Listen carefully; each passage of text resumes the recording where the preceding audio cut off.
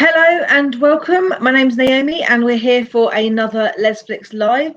Thank you for joining us today. We are here to be talking about Danny Boy. This is a new short, well, it's just over 40 minutes, so a mid-length short film from Payne and Veronia Fearon. Brand new filmmakers producing something really interesting, fresh, really kind of gritty and interesting. So we're going to start off by playing the trailer, and then I will bring them into the room and we can have a conversation. And if you have any questions, you'll be able to ask them in the chat as well. So first of all, let's play the trailer so you can see what we're talking about today.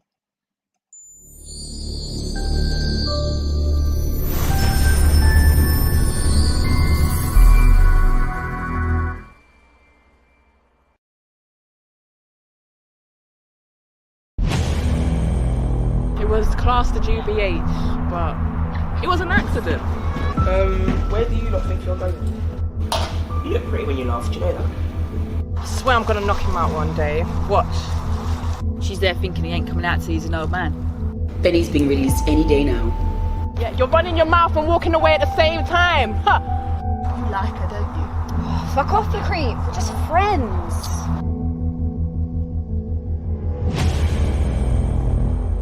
Exactly, so we're gonna get a good couple bags if we do this right still.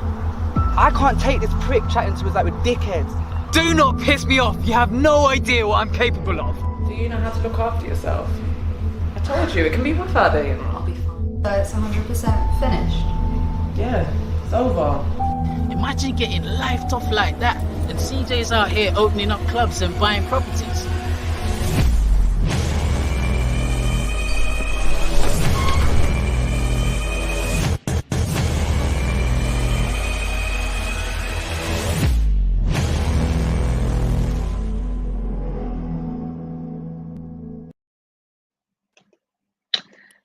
There we go. So, I mean, if you're not excited by that, what are you doing? Like, you know, it's just what we need during lockdown.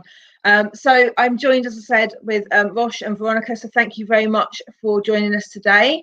So I think we just get straight in there. So first of all, tell us a bit of a background of how you came up with the storyline, and because you co-wrote this together, the two of you. So how did that happen? Give us a bit of an insight into how that happened.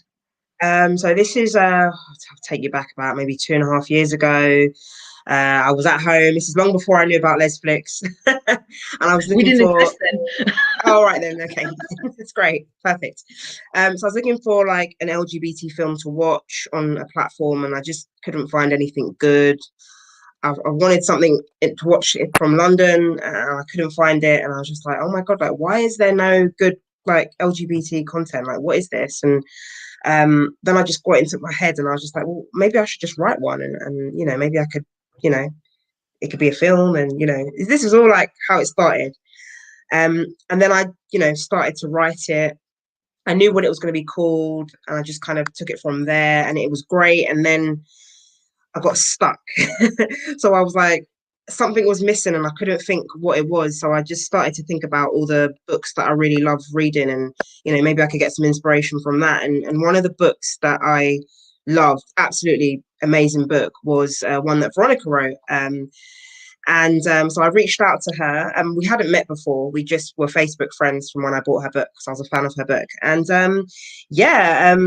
I asked her if she would have a look at my script. She said, yeah, no problem. Give me a couple of weeks.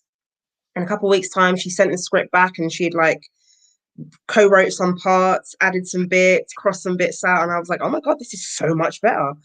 And then we just did that back and forth, changed a few things, met up. And then, yeah, before I knew it, I was like, you know what, we do this together. And then Veronica got appointed film director later on once we started to do the rehearsals with the cast. So it was, yeah. How it happens. Veronica, do you edit any scripts anyone sends you, or was there something about this one that kind of made you think, actually, I want to respond to this? Because I'm just thinking the floodgates may be opening. Your poor email. Russia's got me pretty busy, to be fair. But I because of her response to my book, like she really kind of got what I was trying to convey, and she'd be texting me back and forward saying things like, this character, what's going to happen next? I think it should be this, and really understood it. When she asked me to come on board, I thought I'd like to have a look at her script. And when I had a look at it, I just loved the story. And I thought, yeah, it's not something I normally do, but yeah, I took one look at it and I thought, I already kind of had an idea of what I thought. So a couple of things that I thought should happen. And then I kind of put some bits in. And when I sent it back, I was thinking, oh, that was a bit cheeky, wasn't it? We think the same ways, and we don't work necessarily the same way, but we work well together. So we just decided to keep working together, really. Brilliant. No, I think, you know, when you're working on a project together, it is about having complementary styles, because I actually think if you are both the same, that's where you don't get those improvements. So that's really interesting. And so in terms of, obviously you're writing a script then, Rosh. I mean, did you start it as a script, or did you start it more as a story? At what point did you decide you were, like, did you decide from the outset, I'm going to make this a film, or what was your real kind of thought process on that? And Veronica, did you really know that you were actually going to be getting this involved, like as it was going to be made, you're going to be, because I think it's quite an interesting dynamic to kind of go through. I mean, once I've got my mind to something, I will do it. It might take me a long time to do, but I will do it. And I just literally, once I started with the pen, like I started jotting bits down, like with a pen on paper. It was initially like I was just writing it like a, like a story.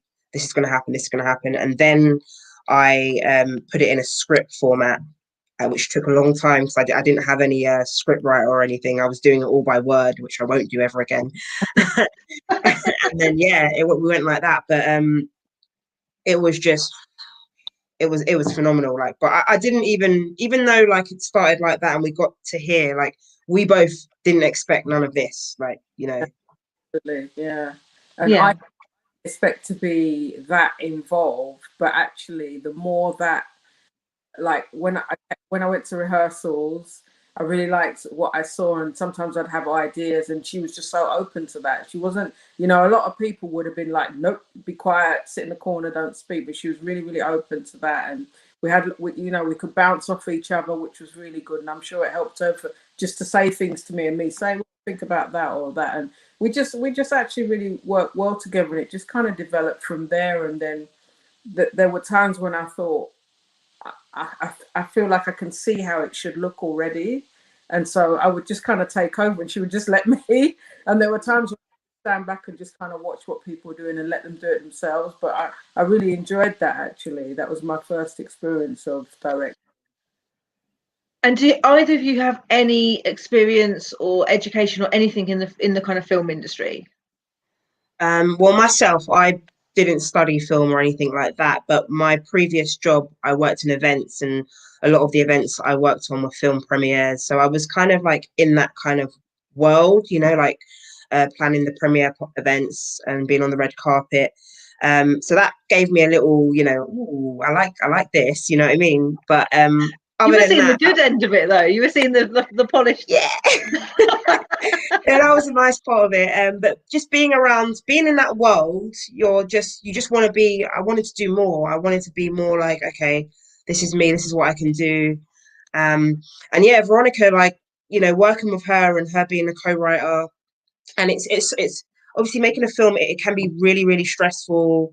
There was a lot of times when we thought that this probably wasn't going to come out. We weren't ever going to finish it. And it's so nice to have someone who just kind of like help you. And I didn't have to do it all on my own, so it was nice to have that support. And, even like Veronica, I let her, like, where she wrote some parts and she said she knew what it was going to look like, I had to just let her, go with it and direct it. And it turned out that, she smashed it. Like, she knew exactly what she was doing. So phenomenal. I think a lot of people like the idea of making a film because, as you say, I think it's driven by that point of saying, I'm not seeing myself on screen. I'm not seeing stories that represent my life, that interest me.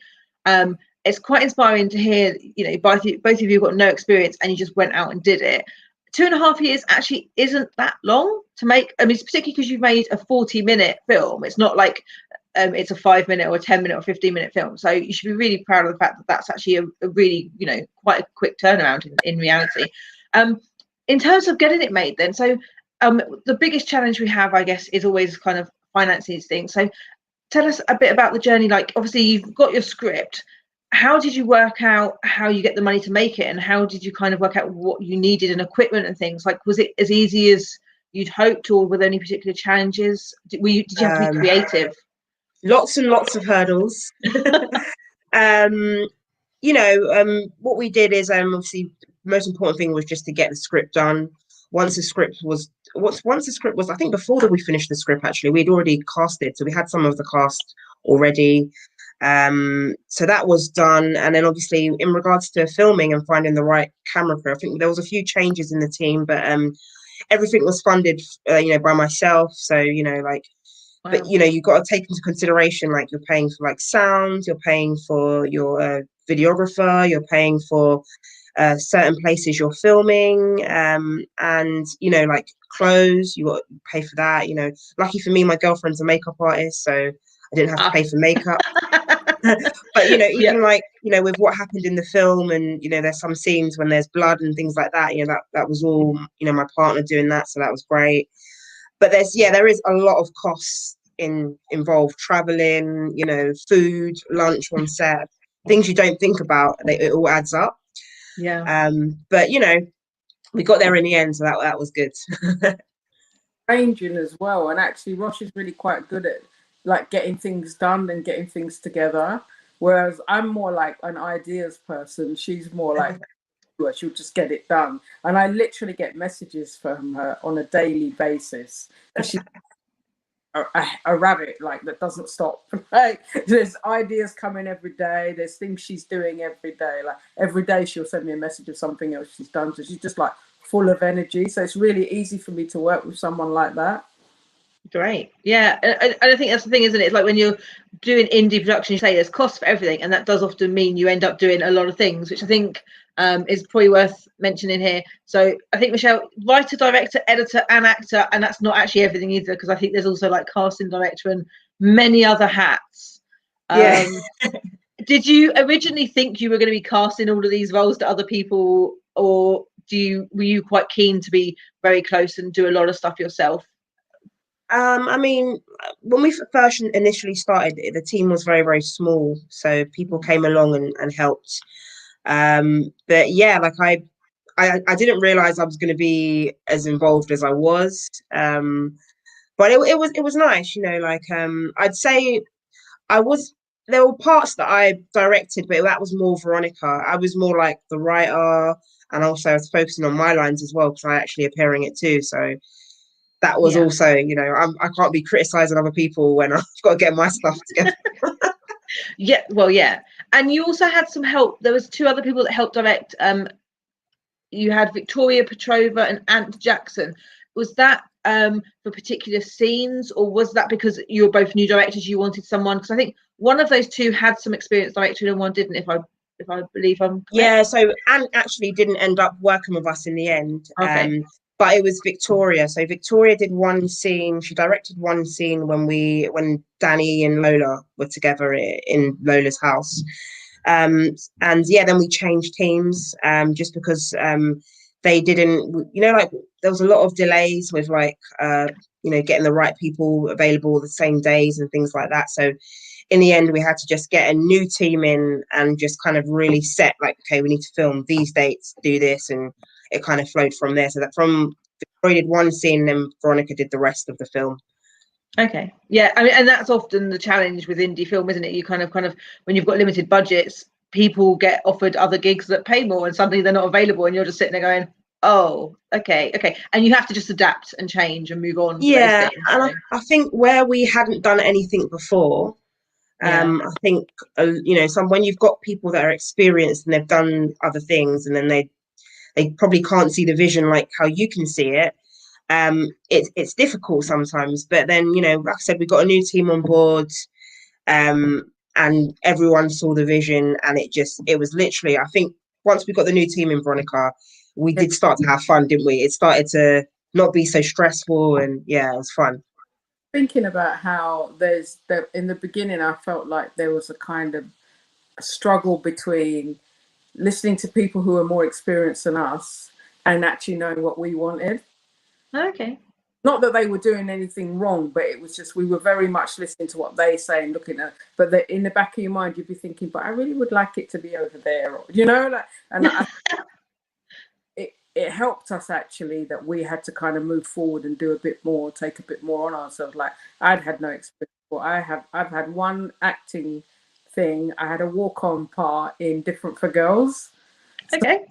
So like in one episode, I was there for like a minute, and that's the limit of my acting experience, and no directing experience at all. But I think like the way that I write is kind of, I write as if I can see it. So it wasn't that much of a leap for me to be like writing the script and then thinking how I would imagine it to look. So yeah. Excellent. And in terms of casting then, finding your actors, did you go down the traditional route of going on kind of professional acting sites like Mandy and things, or did you go out into the community, use your friends? What was the process?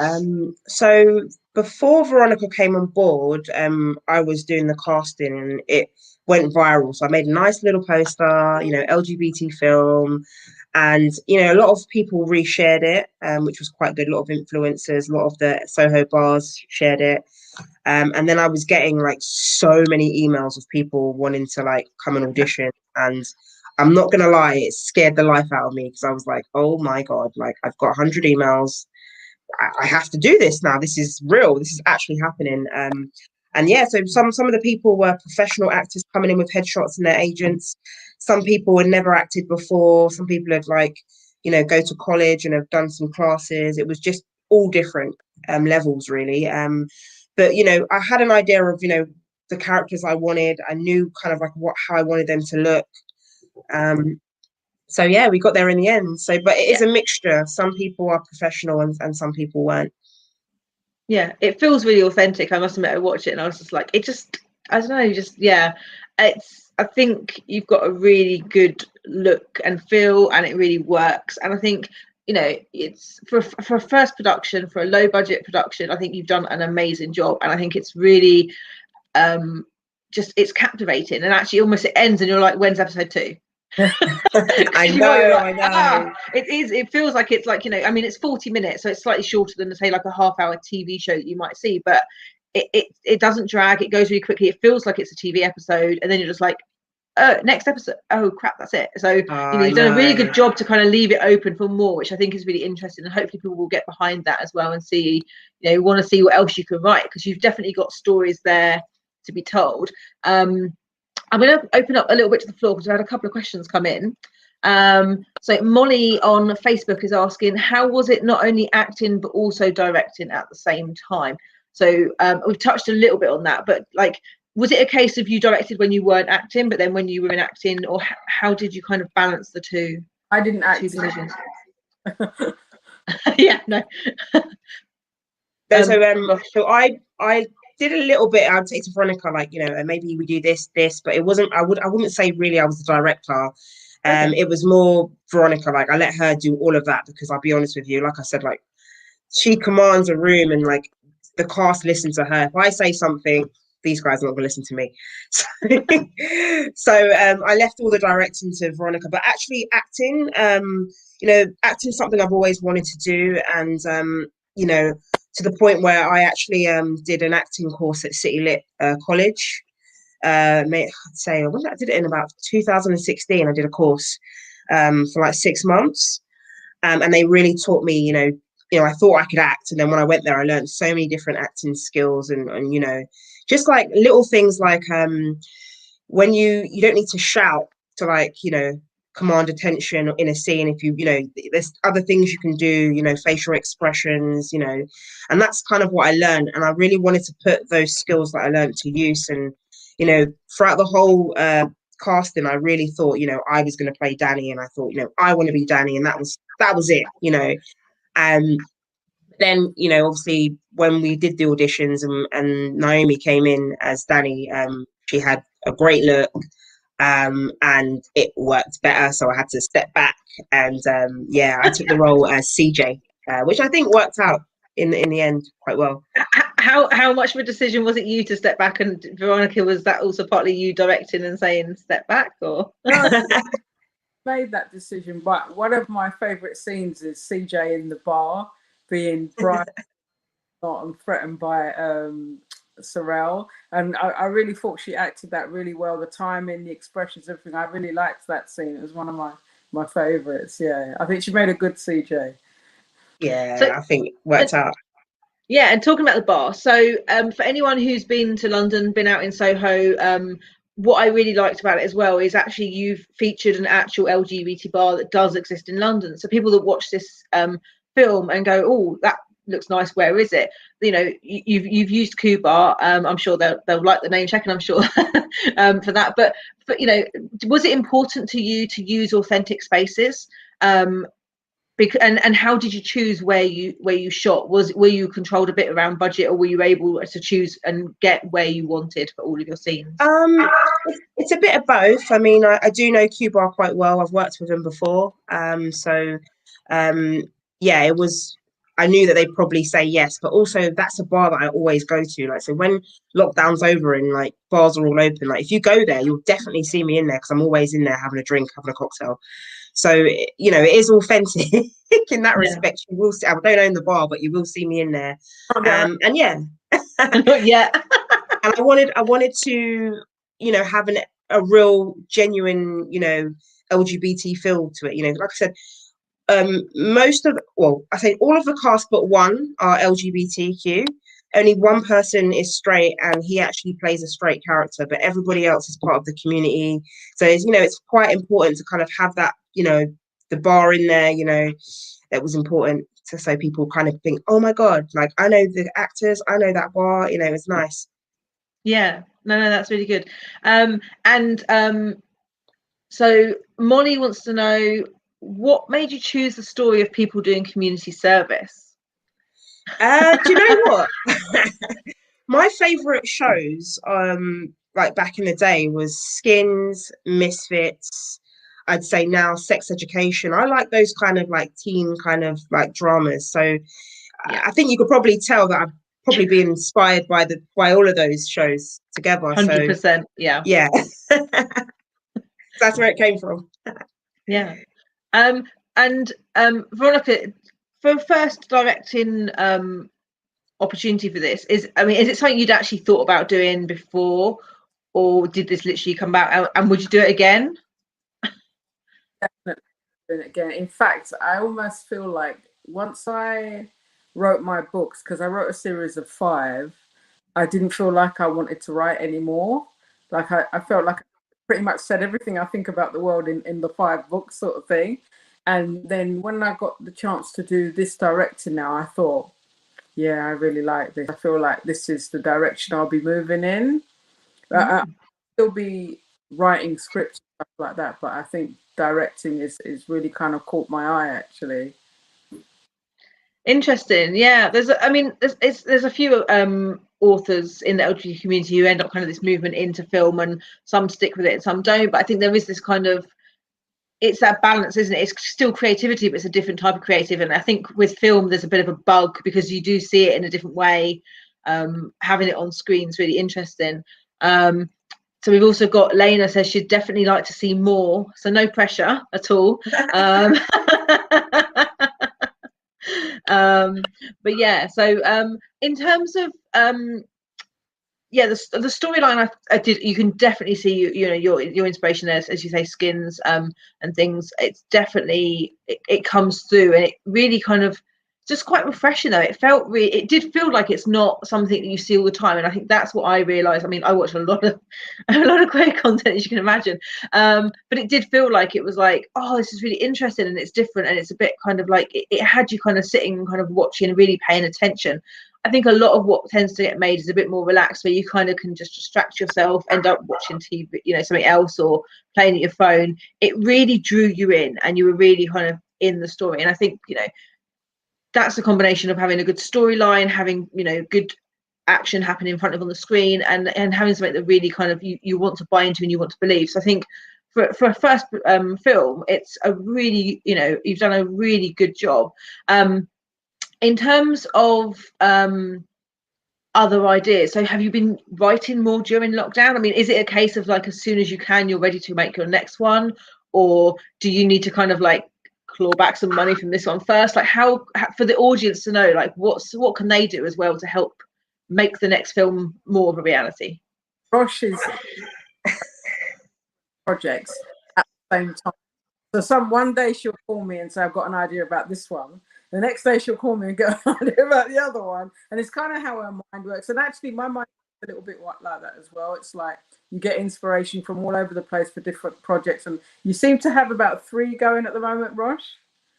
Yeah, I mean, there is an idea that we spoke about that I won't talk about on here. There is an idea that kind of relates to Danny Boy with a film. And I really want to do that. And we're also working on a documentary as well, a mental health documentary.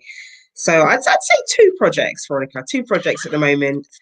2 into 1, didn't you? And then we ended up with 2.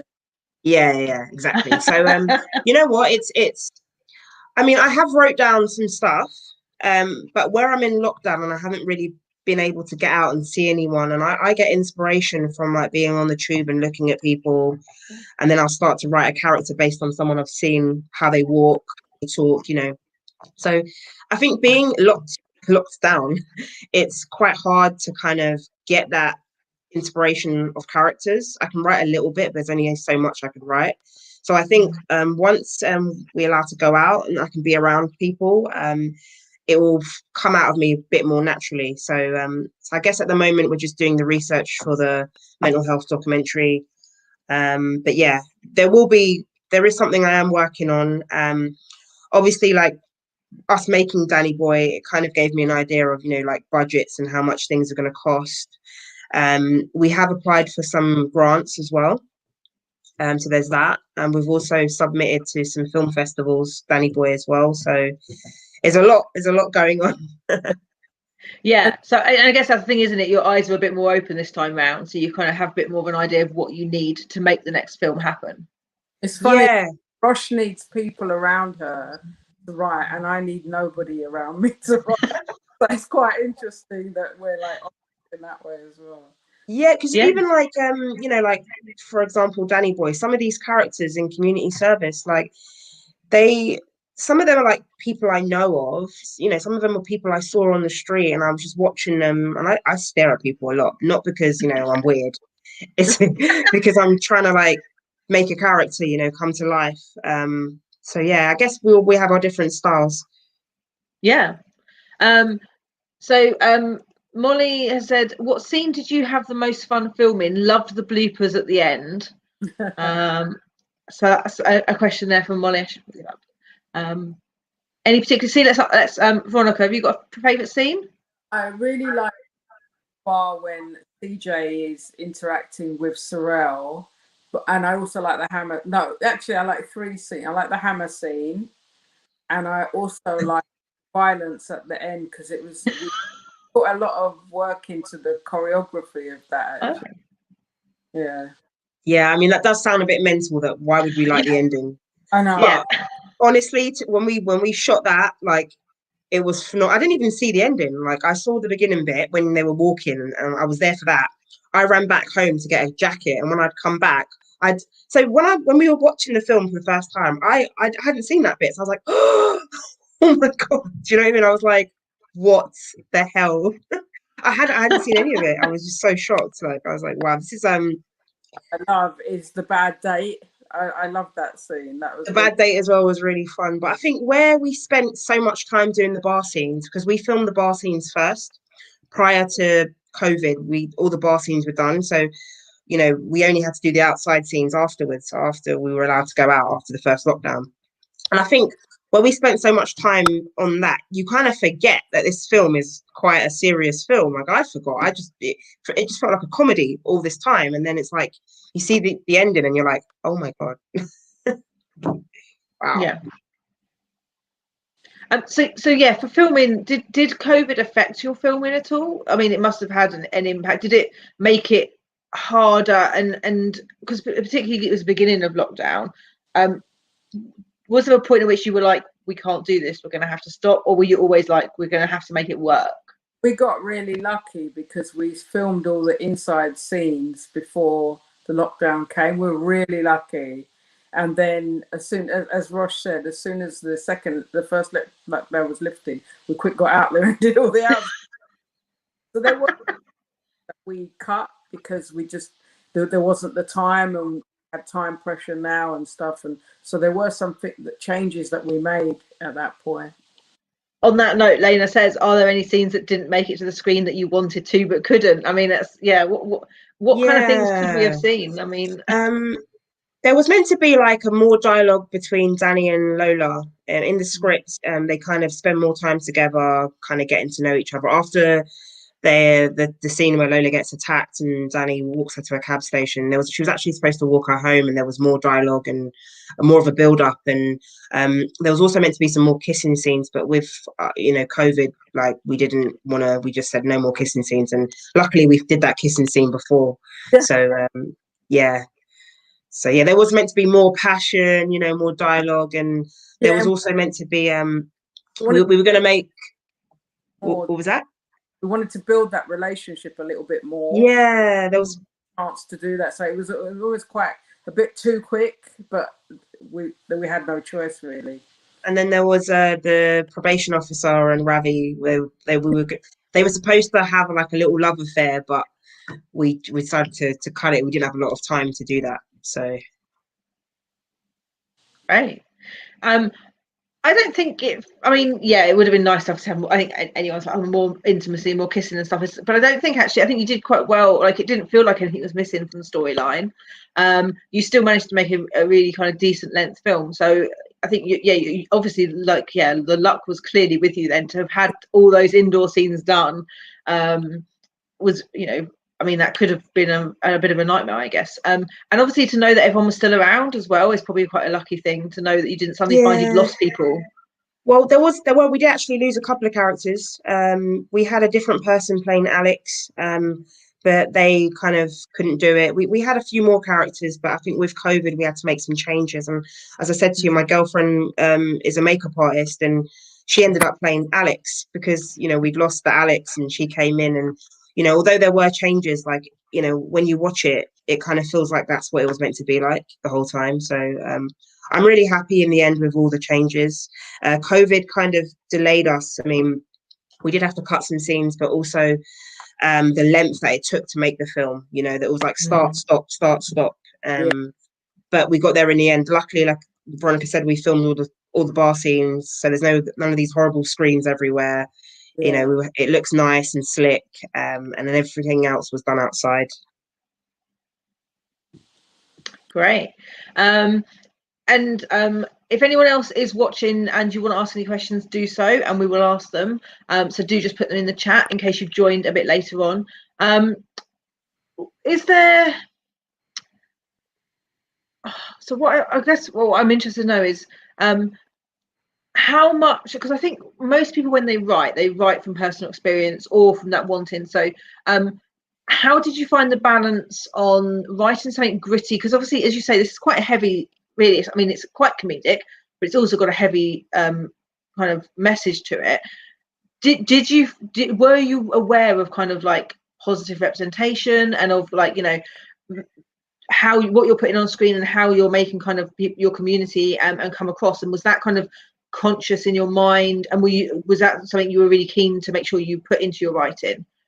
I mean, for me, like I said, I didn't expect to have like all these views and all these messages, because I get messages from people all over the world, so when I was writing it, I just kind of wrote it like, okay, well, I've experienced homophobia before, I've experienced being misgendered.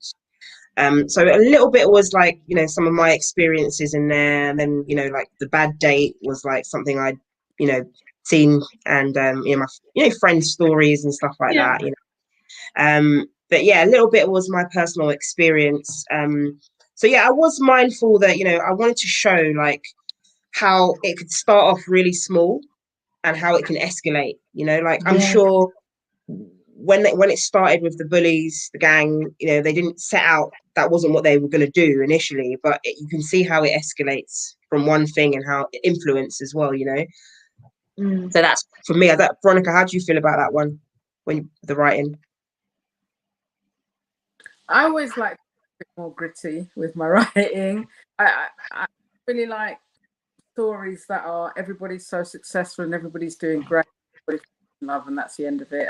It doesn't interest me. I mean, there's nothing wrong with that genre, but it's just not what I like to do. So I do like to have a little bit of grit in there and a bit of realism. And with this, I think one of the things that I really liked about this film is that, like, London is almost a character in itself, and the fact London is portrayed properly in this film with, like, it's like multicultural. There's all the different types of people. It's not this kind of white thing or so sanitary that everybody's so successful and rich, and it just annoys me, that stuff. And actually, I just thought it portrayed a real London, something that people could and go, yeah, I recognize that. That's where I live, you know. Yeah. No, and I think you've done a great job with that. And I think it's, as I say, it's definitely a bit of a different production from a lot of the films I'm seeing. I think that's what will make it stand out. And I think for a lot of people, it is something that they've not really would have seen. And so it's great to see that it's, you know, you've got those stories across. I've got another question from Jacob on Facebook. Other than Danny, who was your favourite character? I personally, I liked Marco, and I liked Carly. Carly was one of my faves. Yeah, of course. Yeah, Carly was she was hilarious. Yeah. Excellent. And in terms of like, so you've made this film with your own money this time. Do you want to do that again, or have you got, as you say, you're applying for some funding? Is that your hope that you'll be able to fund things through funding, or because obviously, I mean, at some point you must start to run out of money, and it's like, does the funding cover anything, or are you looking at crowdfunding, or as well on top of kind of funding, or what's your kind of plan for the next production? I mean, we don't want to do crowdfunding at all. Yeah. You know, if we are successful with getting the grants, that would really help, because, you know, it would be nice to pay the people that are doing all the work, you know. You know, a lot of the cast here, they did this all for free, you know. So I would like to, obviously, if we do this again, to be able to pay people. So it's mainly really for that, really. But, you know, if we can't get the grant, then I'll do it again, you know, like I would take the money out of my pocket and I'll do it again, because it's what I love to do, you know. Like, some people like going down the pub, spending all their money and stuff, you know. I want to, you know, put it into my passions and stuff. You've got the filmmaking bug. Yeah. Yeah, and I think that's it is a bit of I think there is, that's kind of when you're doing it, it's hard work, and you're like, why are we doing this? And then it's finished, like, it's so good, let's do it again. And it's almost like, kind of, I guess it's like women giving birth, you forget about how hard it was, and then you're like, yeah, of course it was amazing. And it's like you just block out all the you know, the struggles, but it's also an experience. I think it's, you know, there's nothing like being on an indie film set, and I think as long as the people you're working with, as you say, if they can see the dream and the vision and they're working with you, it's actually a really it's not like work, it's actually an enjoyable experience. So I can see why you want to do that. It's definitely hard work, but there was a lot of investment in it, definitely, yeah. But it is difficult. There were times, like we said before, where it felt like we're just not going to get this done, like it's impossible. But you kind of feel like you're wading through treacle some days, but you get there in the end.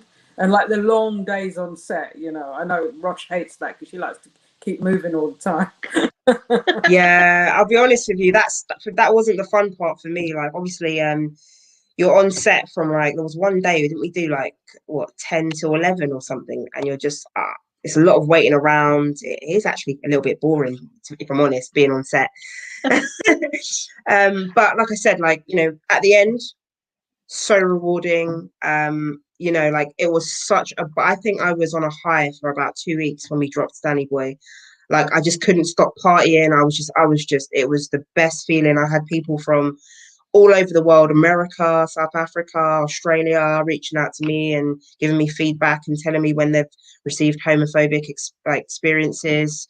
Everyone was just telling me all their life stories, so I was like writing them all down. That's it, future scripts in the making. Yeah, and that's the thing, isn't it? I think we talk a lot about you can't be what you can't see, and I think there's not always this real understanding of exactly what that means. But as you say, when someone sees themselves on screen, it creates a connection, and it gives people that voice to go, oh my God, yes, I understand that, and I felt that way too.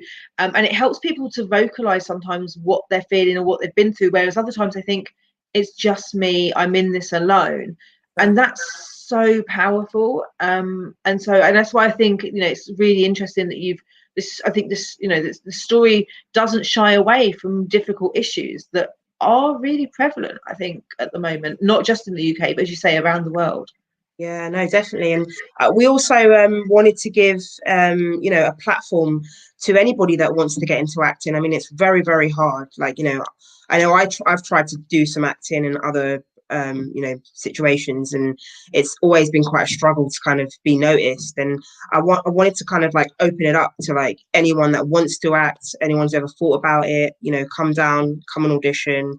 And, I think with everyone seeing the film and seeing actually what it ended up being from those auditions, a lot more people have like come forward and said, look, when you do another film, like, let me know.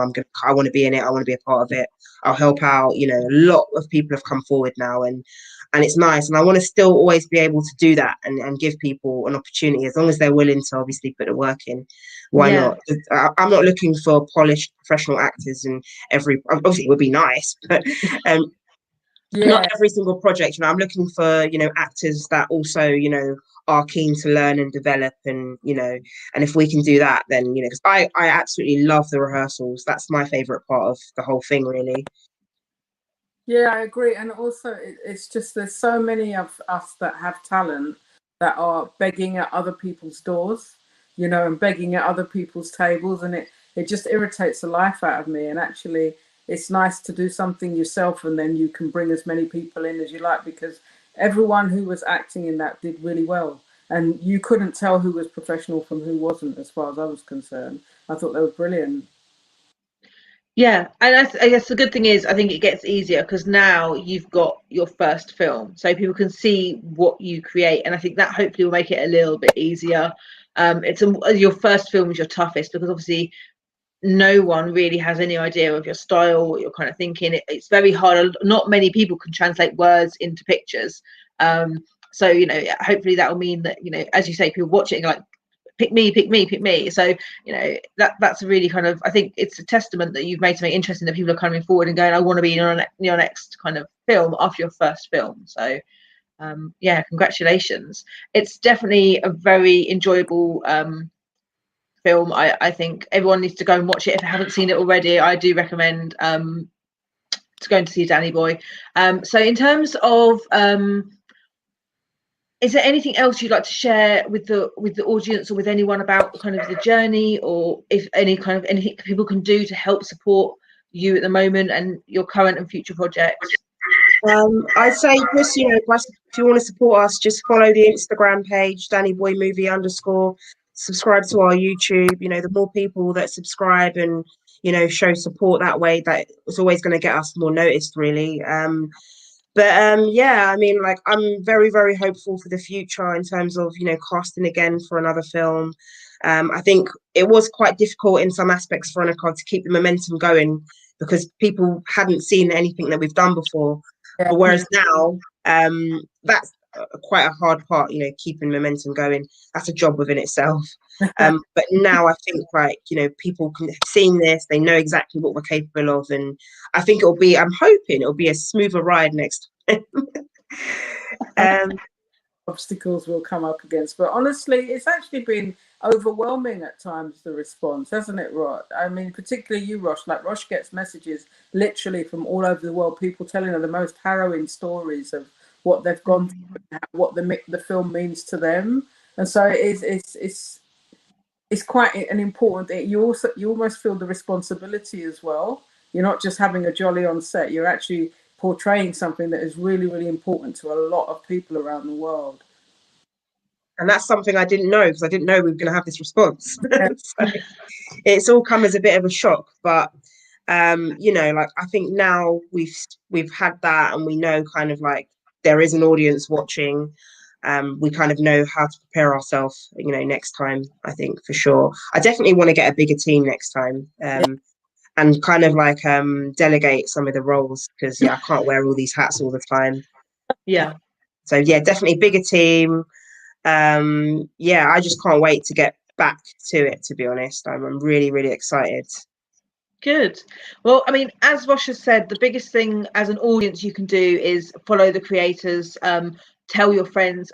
Independent film just doesn't get the marketing. You know, we don't have the mega budgets that cinemas, that production companies, distributors have to market films. So when you come across indie films like Danny Boy that you love, the biggest thing you can do is share it with your networks. Your friends listen to what you're watching. So if you're watching this and you've seen it, come across it, share it. Do tell your friends, because it makes a huge difference.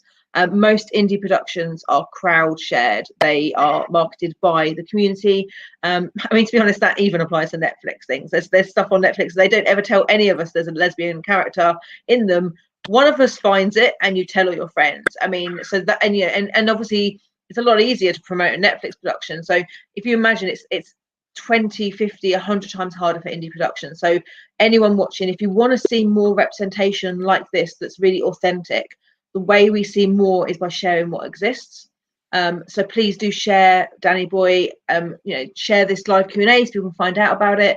Watch the film, tell your friends, keep an eye out for other productions coming through, because it really does make a difference. So yeah, follow all the socials. We'll put them, if you can put your socials in the chat so people can follow them, that would be great. And just, yeah, I mean, there's so much potential story-wise out there, and I just don't think we see it in the traditional mainstream outlets. We still have the programming issues. The people making the productions at the moment, they think there's a certain style of TV or a certain storyline we need to see. It's the independent stuff that gives us the freedom to actually put out what is we know the audience wants to see, and you've shown that. You've come out with your first story, and it's exactly what people want to see. So we just need to make sure it gets out there to people. Exactly. So yeah, if people can, subscribe to our YouTube channel, which is Loud Films, and follow our Instagrams. Also follow the cast as well. And if you enjoyed the film, like, reach out to them and let them know that you enjoyed the film, because a lot of people reach out to me, but I think the cast who actually put the work in and everything, they love to hear feedback as well. So if you can follow all of them and share your thoughts with them, they would really appreciate that. Excellent.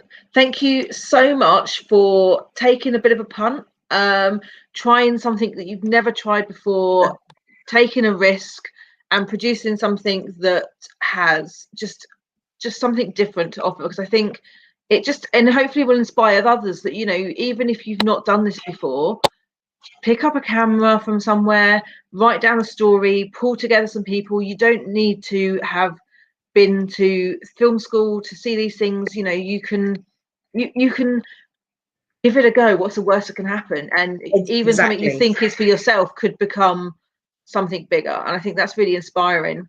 Yeah, go on. Sorry, I do feel that when other people tell our stories, they tell it the way they want to see it. Yeah. Stories. And so it's really important for us to tell our stories. I remember I had experiences when I was trying to get my book published, and people told me that they really liked the character, but they wanted it to be a man. And you're like, what?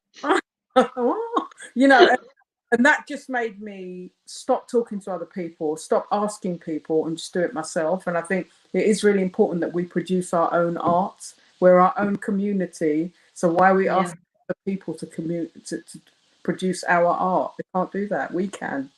Definitely. And as you said, obviously you know what that means, because you've produced, made Lesflicks as well. So just if you feel like you want to write something, don't wait around for someone to tell you that you can do it. Like, do it, because that's all I did. It was just an idea one Friday night, and it turned into this. So yeah, if anybody out there that has any questions for me and Veronica about making a film, you can always reach out to us and DM us. We're always happy to give you any advice as well. And also, if you did enjoy Danny Boy and you think, oh my gosh, like, you just left it on a cliffhanger, if there's Veronica is an author. She has 2 books out currently. I'll let her introduce them, but her books are phenomenal. And if I didn't read her book, I don't think Danny Boy would have been this good, to be honest. So if you are stuck and you want to watch something, if you want to read something, make sure you purchase Veronica's books because they are phenomenal. And yeah, I'll let her introduce them. Yeah. First book's called The Girl with the Treasure Chest, and I actually have a picture here. Yeah. Let's do that. Yeah. Excellent. One's called The Thirsty Stranger, and again, it's like London character, black lesbian, gritty London, real stories, good love story, lots of sex and violence. What more do you want? Exactly. What more do you need? Yeah. You're right. I think the more the audience realise, I think what we see in the mainstream TV is it's like the corporate iceberg that they teach us all in corporate world. What we see on TV is the 10%, it's the above the water, it's the bit where we interact with the mainstream.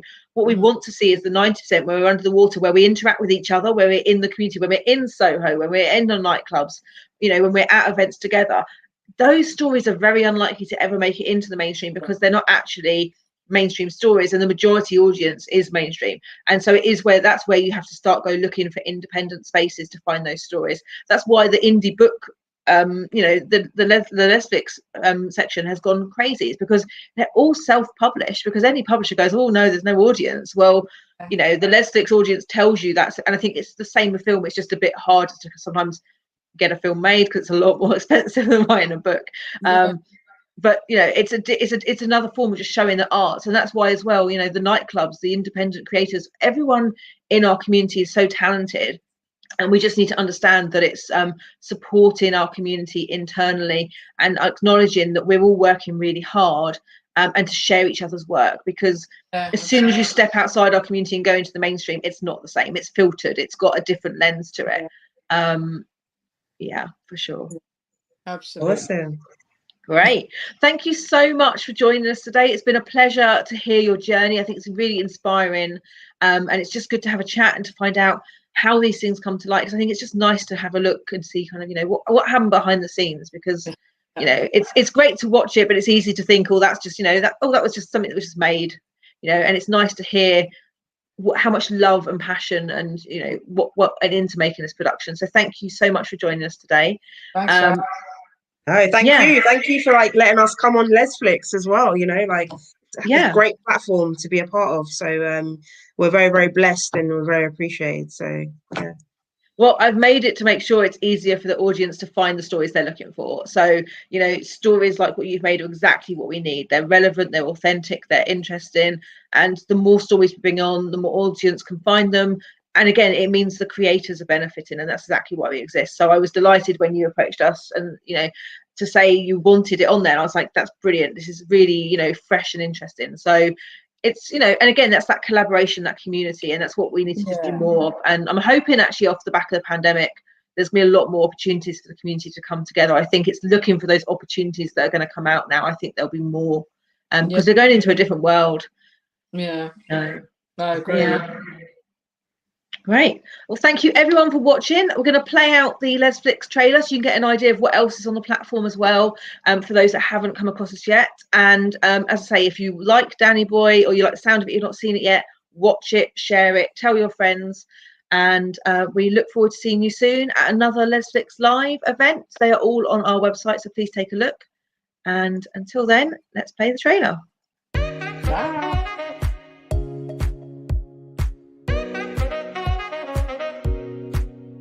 Want a quick and easy way to watch some of the best lesbian, bisexual, and queer films out there? All I can do is think about the next time that you're going to touch me. With access to feature films, shorts, and web series? I do. Then Lesflicks is the place for you.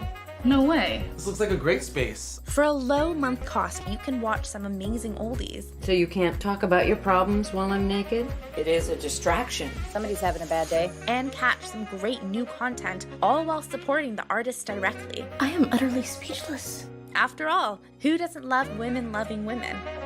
Soy enamorada. Start your free trial today and enter a world made for you. Come on. You know you want to.